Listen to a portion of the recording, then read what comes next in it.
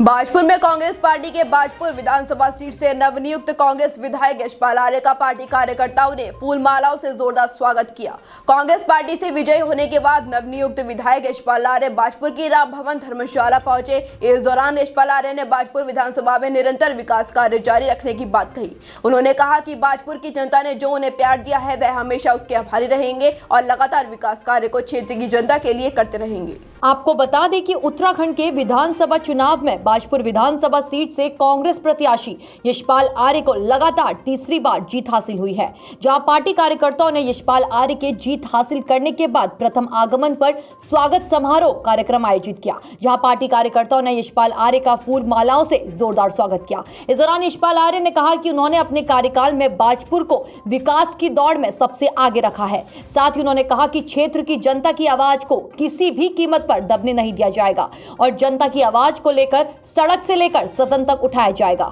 हमारे भाजपुर क्षेत्र में ही आज मैं आया हूँ, चाहे हमारी चीनी मिल की समस्या हो, चाहे 20 गांव का मुद्दा हो, जिस तरीके से भाजपुर में हमने विकास की एक शुरुआत की हुई है, अगर उसमें कहीं पर भी कोई रोड़ा व्यवधान आता है तो निश्चित तौर पर हमने ये लोगों को विश्वास दिलाया है आज भी कि हम कांग्रेस का प्रत्येक कार्यकर्ता, कांग्रेस का हर व्यक्ति आने वाले समय में विपक्ष में उनकी आवाज़ बनने का काम करेगा और 5 साल एक मजबूत विपक्ष के रूप में काम करेगा।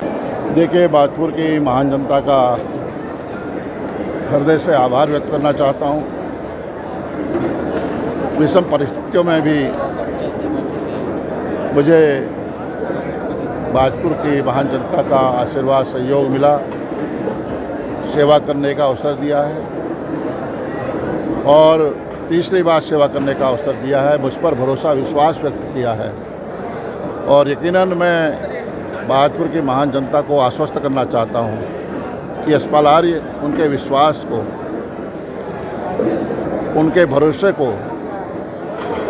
हमेशा कायम रखेगा और जो विकास की शुरुआत हमने 2012 में की थी,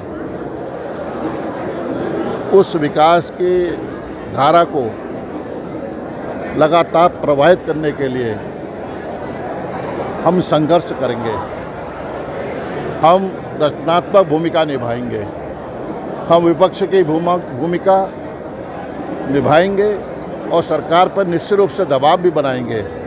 अगर जन समस्याओं का निराकरण नहीं होगा, जो भाजपुर के प्रमुख विषय हैं, जो भाजपुर के जन मुद्दे हैं और जो भाजपुर की अधूरे निर्माण कार्य हैं, उसमें कोई बाधा, कोई रुकावट पैदा करने की कोशिश करेगा तो उसका हम आंदोलन के जरिए। देखिए, मैंने पहले ही जब मैंने कांग्रेस में शामिल हुआ, मैंने यही कहा मैं बिना किसी लालच के, बिना किसी लोभ के मैं कांग्रेस में सम्मिलित हो रहा हूँ। मेरे घर में वापसी हो रही है। मुझे सोनिया गांधी जी, राहुल गांधी जी, प्रियंका जी का आशीर्वाद हमेशा मिला है।